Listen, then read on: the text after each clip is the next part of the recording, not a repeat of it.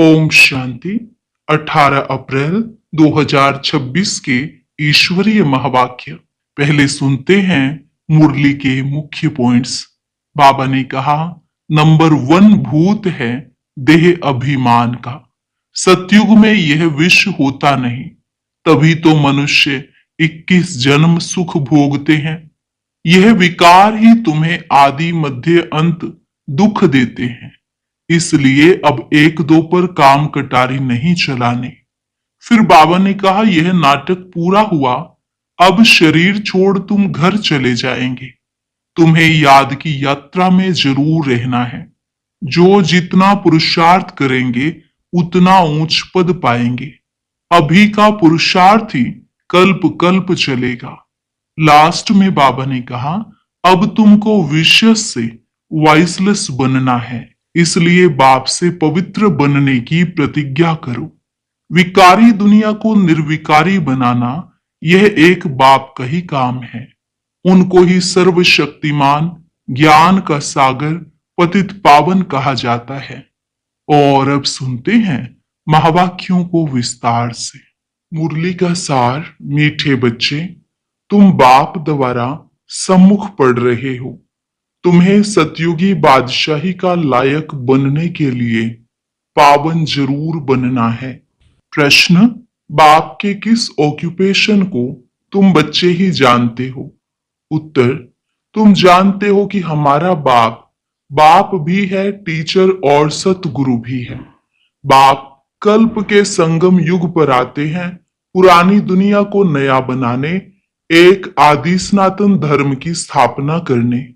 बाप अभी हम बच्चों को मनुष्य से देवता बनाने के लिए पढ़ा रहे हैं।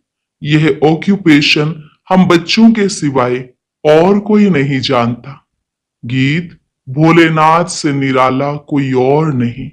ओम शांति। ओम शांति का अर्थ तो बच्चों को बार बार समझाया है। ओम माना मैं आत्मा हूं और मेरा यह शरीर है। शरीर भी कह सकता है कि मेरी यह आत्मा है। जैसे शिव बाबा कहते हैं तुम मेरे हो, बच्चे कहते हैं बाबा आप हमारे हो, वैसे आत्मा भी कहती है मेरा शरीर, शरीर कहेगा मेरी आत्मा। अभी आत्मा जानती है मैं अविनाशी हूं। आत्मा बिगर शरीर कुछ कर ना सके। शरीर तो है, कहते हैं मेरी आत्मा को तकलीफ नहीं देना। मेरी आत्मा पाप आत्मा है, वह मेरी आत्मा पुण्य आत्मा है। तुम जानते हो मेरी आत्मा सतयुग में पुण्य आत्मा थी।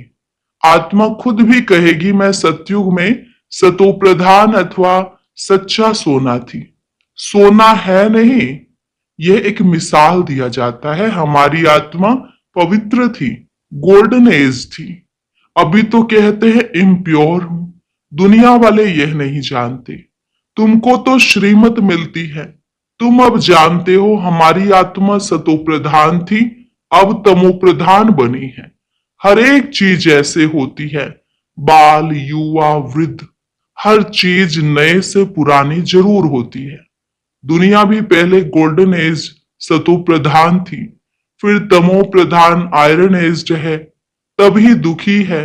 सतो प्रधान माना सुधरी हुई, तमो प्रधान माना बिगड़ी हुई। गीत में भी कहते हैं बिगड़ी को बनाने वाला। पुरानी दुनिया बिगड़ी हुई है क्योंकि रावण राज्य है और सभी पतित हैं। सतयुग में सब पावन थे, उनको न्यू वाइसलेस वर्ल्ड कहा जाता है। यह है ओल्ड विशियस वर्ल्ड। अब कलयुग आयरन एज है। यह सब बातें कोई स्कूल कॉलेज में नहीं पढ़ाई जाती है, भगवान आकर पढ़ाते हैं और राजयोग सिखाते हैं। गीता में लिखा हुआ है भगवानुवाच, श्रीमद् भगवत गीता। श्रीमत माना श्रेष्ठ मत, श्रेष्ठ ते श्रेष्ठ, ऊंच ते ऊंच भगवान है। उनका नाम एक्यूरेट शिव है। रुद्र जयंती व रुद्र रात्रि कभी नहीं सुना होगा, शिवरात्रि कहते हैं। शिव तो निराकार है। अब निराकार की रात्रि व जयंती कैसे मनाई जाए? श्री कृष्ण की जयंती तो ठीक है, फलाने का बच्चा है, उनकी तिथि तारीख दिखाते हैं। शिव के लिए तो कोई जानते नहीं कि कब पैदा हुआ, यह तो जानना चाहिए ना। अब तुमको समझ मिली है कि श्री कृष्ण ने सतयुग आदि में कैसे जन्म लिया। तुम कहेंगे उनको तो 5000 वर्ष हुए। वह भी कहते हैं क्राइस्ट से 3000 वर्ष पहले भारत पैराडाइज था। इस्लामियों की आगे चंद्रवंशी, उनके आगे सूर्यवंशी थे। शास्त्रों में सतयुग को लाखों वर्ष दे दिए हैं। गीता है मुख्य। गीता से ही देवी देवता धर्म स्थापन हुआ। वह सतयुग त्रेता तक चला, अर्थात गीता शास्त्र से आदि सनातन देवी देवता धर्म की स्थापना परम पिता परमात्मा ने की। फिर तो आधा कल्प ना कोई शास्त्र हुआ, ना कोई धर्म स्थापक हुआ। बाप ने आकर ब्राह्मणों को देवता क्षत्रिय बनाया। गोया बाप 3 धर्म स्थापन करते हैं। यह है लीप धर्म। इनकी आयु थोड़ी रहती है। तो सर्वशास्त्रमयी शिरोमणि गीता भगवान ने गाई है। बाप पुनर्जन्म में नहीं आते। जन्म है, परंतु बाप कहते हैं मैं गर्भ में नहीं आता हूं, मेरी पालना नहीं होती। सतयुग में भी जो बच्चे होते हैं वह गर्भ महल में रहते हैं। रावण राज्य में गर्भ जेल में आना पड़ता है। पाप जेल में भोगे जाते हैं। गर्भ में अंजाम करते हैं, वायदा करते हैं हम पाप नहीं करेंगे, परंतु यह है ही पाप आत्माओं की दुनिया। बाहर निकलने से फिर पाप करने लग पड़ते हैं। वहां की वहां रही। यहां भी बहुत प्रतिज्ञा करते हैं कि हम पाप नहीं करेंगे, एक दो पर काम कटारी नहीं चलाएंगे, क्योंकि यह विकार आदि मध्य अंत दुख देता है।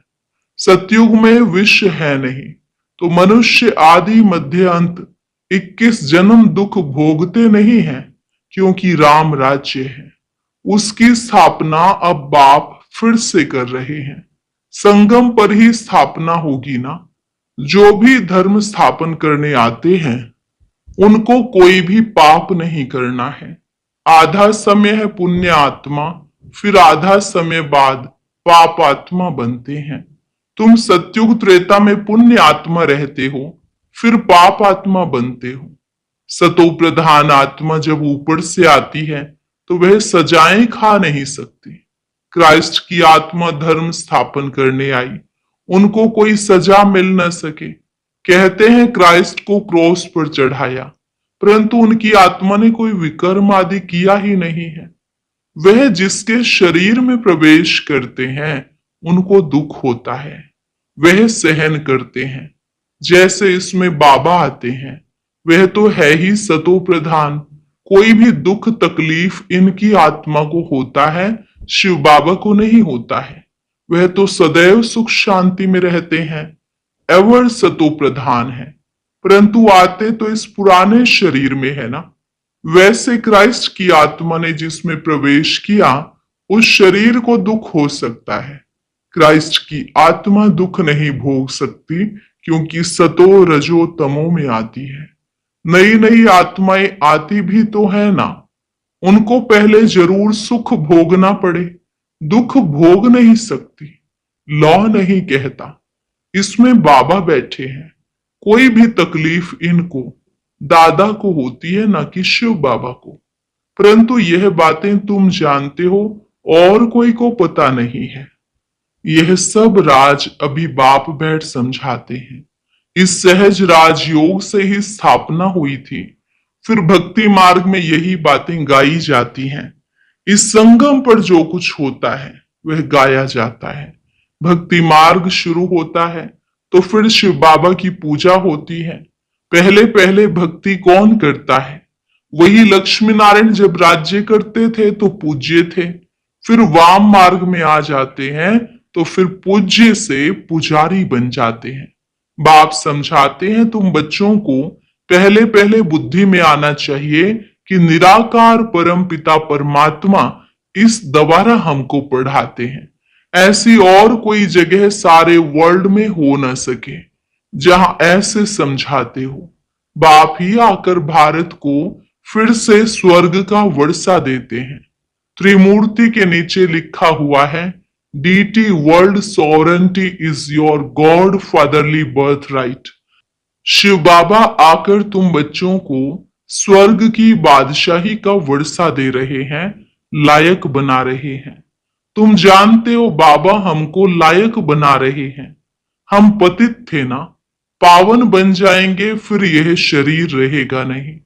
रावण द्वारा हम पतित बने हैं, फिर परम पिता परमात्मा पावन बनाए, पावन दुनिया का मालिक बनाते हैं। वही ज्ञान का सागर पतित पावन है।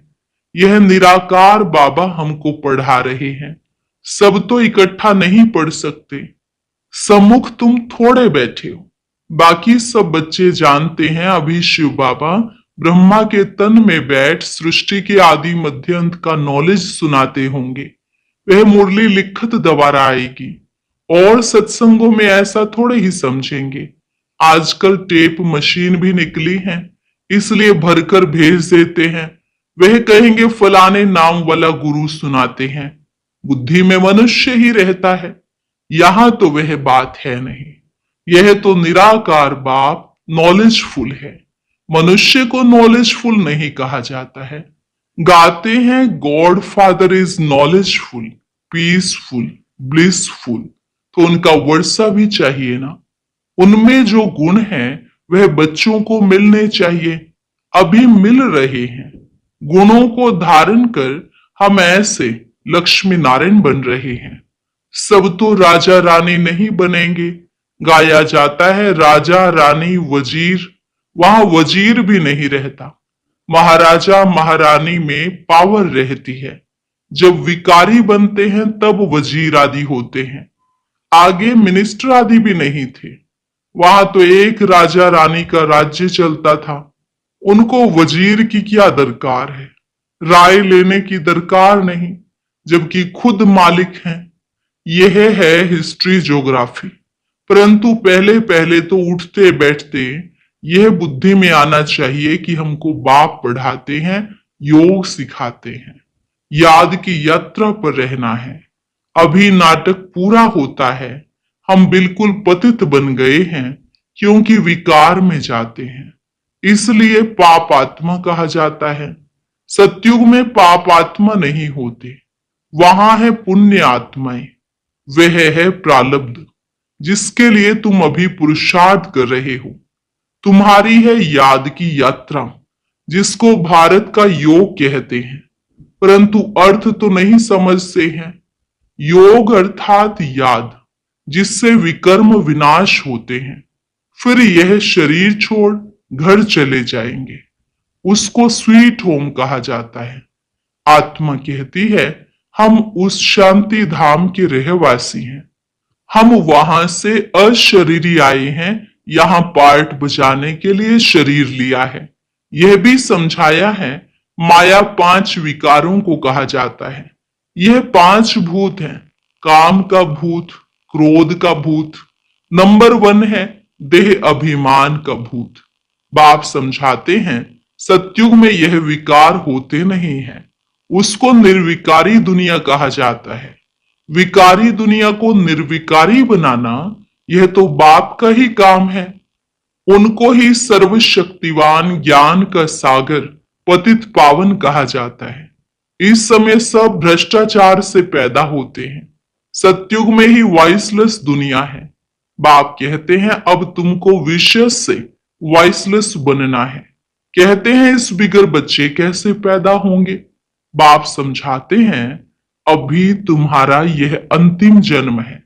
मृत्यु लोक ही खत्म होना है, फिर इसके बाद विकारी लोग होंगे नहीं। इसलिए बाप से पवित्र बनने की प्रतिज्ञा करनी है। कहते हैं बाबा हम आपसे वर्षा अवश्य लेंगे। वह कसम उठाते हैं झूठा। गोड जिसके लिए कसम उठाते हैं उसको तो जानते नहीं। वह कब कैसे आता है, उनका नाम रूप देश काल क्या है, कुछ भी नहीं जानते। बाप आकर अपना परिचय देते हैं। अभी तुमको परिचय मिल रहा है। दुनिया भर में कोई भी गॉड फादर को नहीं जानते। बुलाते भी हैं, पूजा भी करते हैं, परंतु ऑक्यूपेशन को नहीं जानते हैं। अभी तुम जानते हो, परम पिता परमात्मा हमारा बाप, टीचर, सतगुरु है। यह बाप ने खुद परिचय दिया है कि मैं तुम्हारा बाप हूं। मैंने इस शरीर में प्रवेश किया है।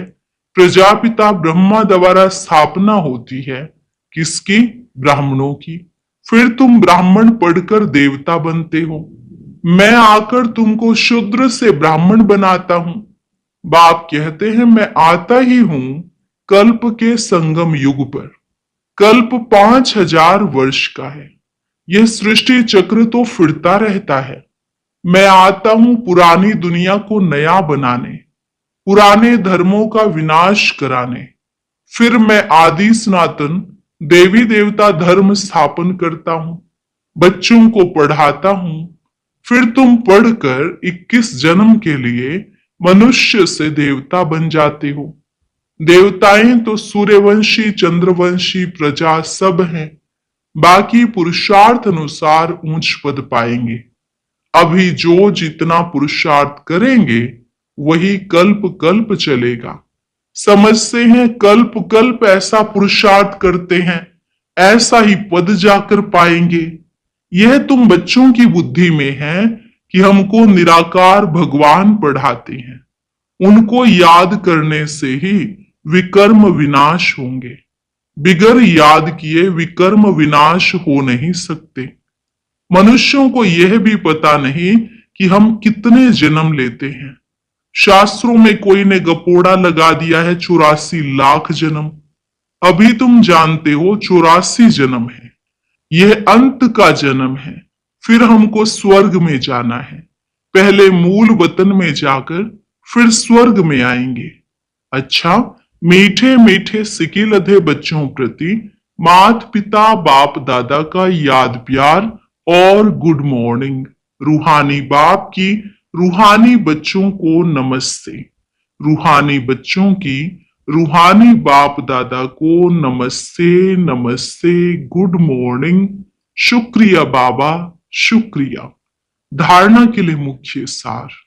बाप से जो पवित्र बनने की प्रतिज्ञा की है उस पर पक्का रहना है।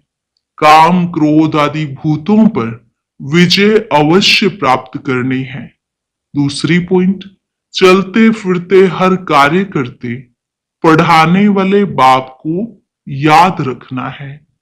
अब नाटक पूरा हो रहा है, इसलिए इस अंतिम जन्म में पवित्र जरूर बनना है।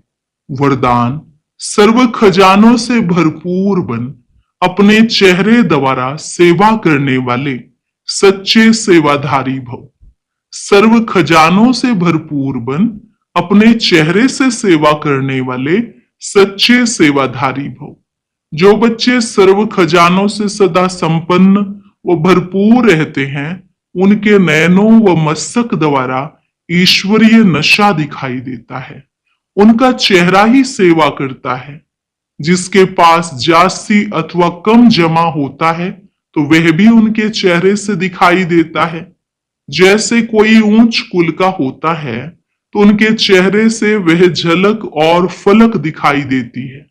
ऐसे आपकी सूरत हर संकल्प हर कर्म को स्पष्ट करे, तब कहेंगे सच्चे सेवाधारी।